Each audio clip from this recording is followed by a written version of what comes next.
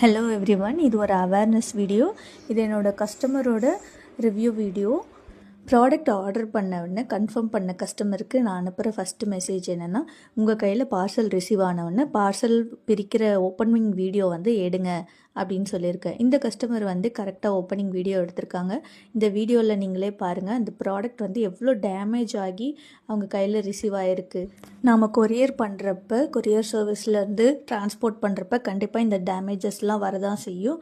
அதனால தான் நான் நிறைய கஸ்டமர் கிட்ட ப்ராடக்ட் ஓப்பன் பண்ணுறப்ப ஓப்பனிங் வீடியோ பிரிக்கிறது ஸ்டார்டிங்லேருந்து வீடியோ எடுங்கன்னு சொல்லியிருக்கேன்.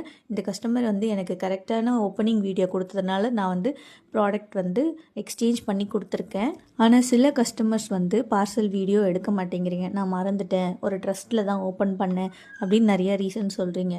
இந்த கஸ்டமர் பார்சல் ஓப்பனிங் வீடியோ எடுத்து என்ன ப்ராப்ளம்னு கரெக்டாக காட்டியிருக்காங்க. ப்ராடக்ட்